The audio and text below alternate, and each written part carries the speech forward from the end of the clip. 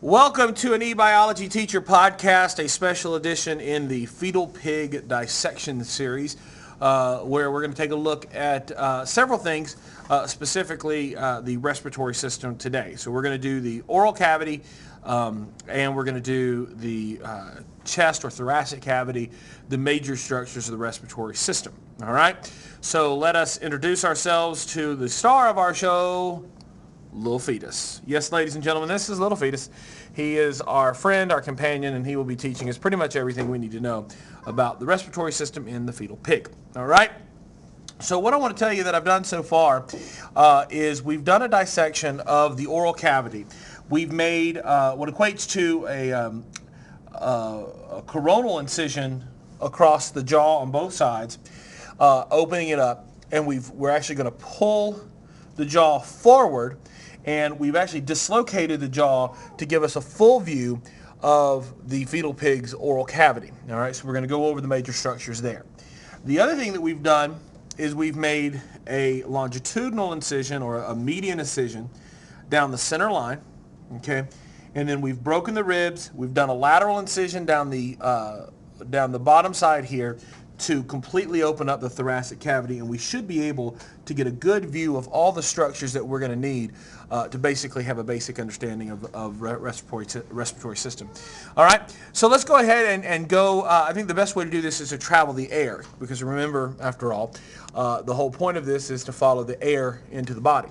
So let's take a look first at the oral cavity itself. All right, so we are going to open up the oral cavity here and identify a couple of major structures, and I'm going to use my probe to kind of point those out as we go.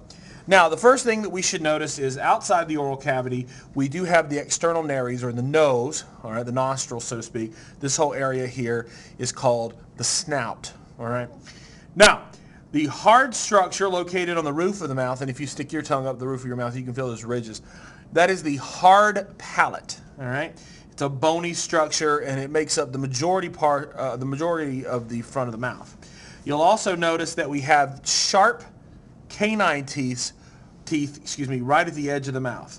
All right, and you have those both on the top and on the bottom jaw. And of course, to look at the bottom jaw, we need only lift up the tongue, and the tongue is this structure right here, which hopefully I didn't really need to tell you that. All right, now, if we take a little deeper look, we now identified this as the hard palate. This structure here is the soft palate, all right? And if you go all the way back past that bony thing in the roof of your mouth with your tongue, you hit that soft spot, that's your soft palate. Now, these are actual structures. These are parts of the system that we're looking at. We have some regions within the throat or the oral cavity that we want to bring to light.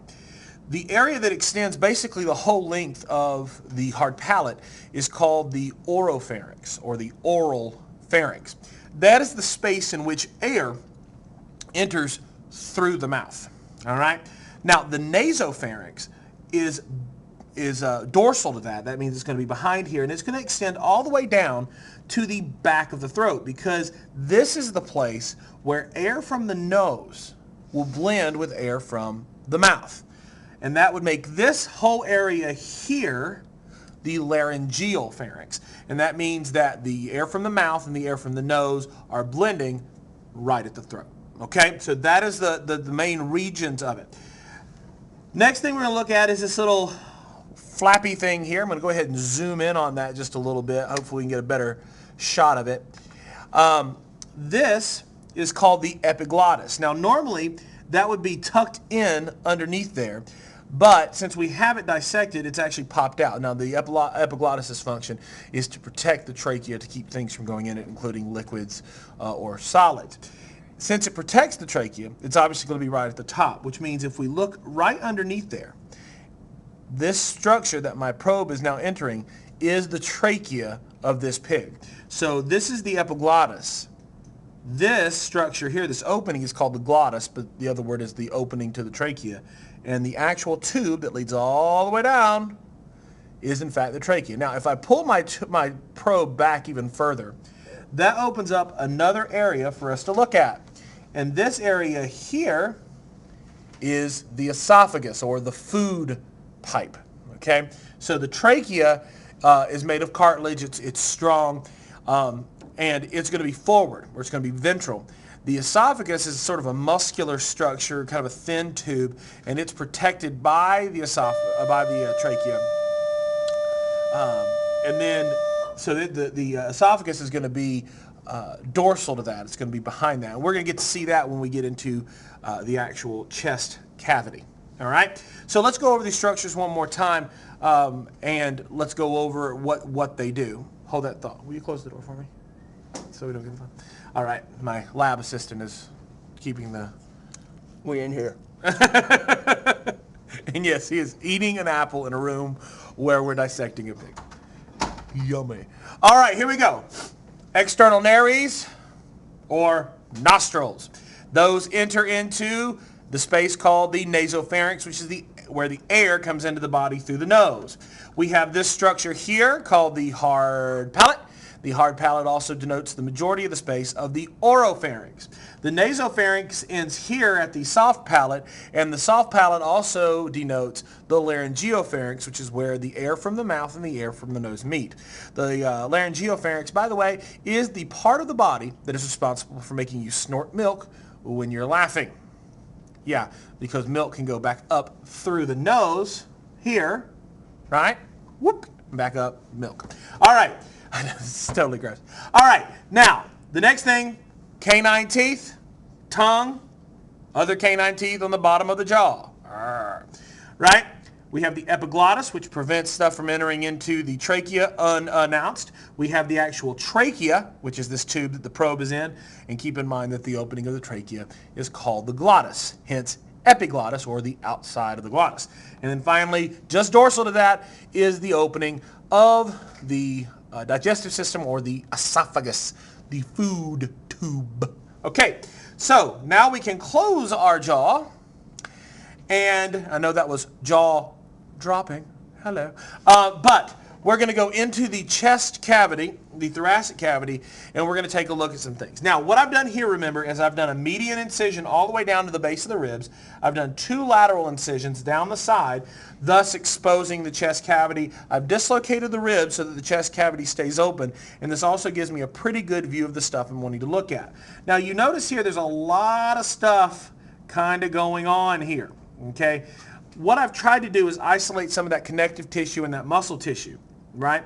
Now, this large white structure that looks like a box, that is the actual larynx, or the voice box.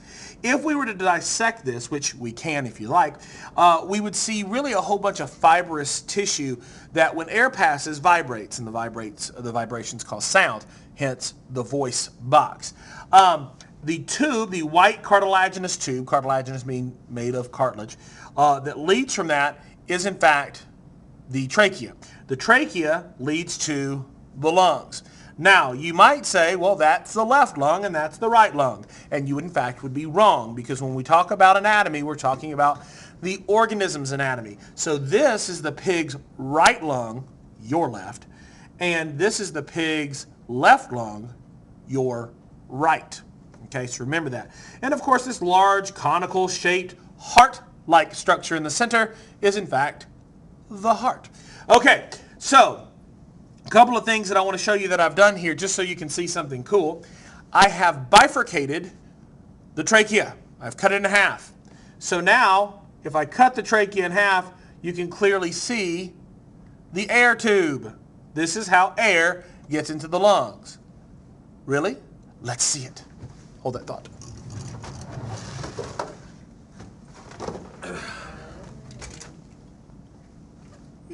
Okay, here we go. I'm going to take this probe. I'm going to, or excuse me, this extractor, this bulb extractor. I'm going to stick it into the trachea, and I want you to watch right here. Did you see that? That was cool, right? Here we go. Let's do it one more time. The lungs are filling up with air, and then when I stop, they deflate back down. Now, that's not near the capacity that those lungs actually have. Most people, when they do a dissection, remark at how small the lungs are. Keep in mind, the lungs are actually just open spaces, or alveolar sacs, that fill with air when you inspire. Most of the times when there's no air in there, they're completely flat, which means they don't take up a lot of space, right? Now, since I have gone ahead and cut the trachea, I can do something else. And that is if I look underneath it, I can see the esophagus, the food tube. That's right. It was right underneath there the whole time, just hiding, right? And the nice part is you can see that the cartilaginous trachea holds its shape. It will stay open by itself. But you can also see that the esophagus, right? The esophagus, which is under here, that's really flimsy. So it actually gets a little bit of protection from the trachea because the trachea is so strong. So let's go through this anatomy again. We have the larynx or the voice box. We have the trachea. Underneath the trachea, we have the esophagus. The trachea leads down into the lungs, and then the lungs are where external respiration occurs. Now, if we look under here, we might be able to get a good view of the bronchi, but it's really kind of hard in a fetal pig. If we get under here a little bit, we can start to see the trachea coming down here, and we can start to see how we can see the trachea right there. It goes all the way down to the center of the lungs, and then we're going to have two bronchi. One goes to the right lung, one goes to the left lung. All right, and that's how things are going to get exchanged. That's where the air is going to split in different directions. So to help us out, what I want to do is show you a diagram that you might see on your dissection lab, and let's compare the structures that we see in the pig with the diagram, because sometimes there's a little disconnect there. So the first thing we want to do is let's go to the actual oral cavity itself. All right, so let's put this guy right here. This is the respiratory oral cavity. All right, now let's take a look. We should try to position it so that, okay. Now we've got very similar things, okay? Now, I'm trying to find my pointer here. This structure here is the hard palate. This structure here and here is the soft palate, okay? So let's go A, B, C, D. Hopefully you can see that on the screen. A would be the hard palate. This would be the soft palate, right? C is putting at this little thing right here, the epiglottis. That's protecting, of course, the glottis or the trachea. The D is pointing at the tongue, right? E seems to be pointing to the hyoid bone, if I'm not mistaken. And F seems to be pointing to the voice box or larynx. F is simply pointing to the canine teeth, which are now on the other side. G refers to the oropharynx. H is pointing to the nasopharynx. And I is pointing to the laryngopharynx. So we have oropharynx, the nasopharynx, and then the laryngopharynx. And of course, J is pointing to the esophagus, K pointing to the trachea. All right? Now, let's take a look from a different angle. This is a lateral view of what we just looked at. So if we take a look here, this first structure right here is going to be the hard palate, and then behind here is going to be the soft palate. That makes this area here the oropharynx and this thing here the tongue. All right? This is the soft palate. This structure right here is going to be our trachea, which means this structure here is the esophagus, because remember the esophagus is dorsal to the trachea. Then we have this little flap here called the epiglottis and the hyoid bone, which is where it sort of kind of anchors itself. So now we see that. The next diagram we want to look at is obviously the respiratory tract. Now, this should resemble more of what we looked at here, okay? So we've got the nasopharynx and the oropharynx up at the top. It already shows for us the tongue and the hyoid bone. H is the first thing, and we really can't see that because we're not in the mouth, but that would be the epiglottis. Then we have the larynx, the trachea. Underneath there, we have the esophagus, right? And then when we get down here, we have the bronchi that branch into bronchioles, and then all the little different labels down you see there are the different lobes of the lung. because if you notice, we have clearly distinctly different lungs. We have the right superior, the mid lung, and the right inferior lung, and so forth on. So, by the way, these diagrams come courtesy of the Fetal Pig Coloring Book, and yes, there is such a thing. The last thing I want to talk about before we wrap up this dissection of the fetal pig, the respiratory system, is I want to talk about alveolar structure, the structure of the alveoli. In the diagram that you see on the screen, we see a bronchiole starting to branch into these alveolar sacs, okay? So we have single alveolar sacs, and then we have this sort of cluster that makes up the alveolar sacs. The black structures that you see in this diagram are actually the capillaries, all right? And then the structure leading toward the capillaries would be a artery, because it's taking blood away from the heart to the lungs, and then the one day going away would lead to the pulmonary vein, which will take blood back to the heart, where it will be sent around the body to deliver the oxygen that it just picked up. If that made your eyes cross or your brain go numb, that's okay. We haven't gone over the circulatory system just yet. Okay, so hopefully this dissection has helped you out. Hopefully that now that you've looked at it, you can go, okay, now I kind of see that. And you can always ask questions if you've got them. So that has been your respiratory dissection of the fetal pig.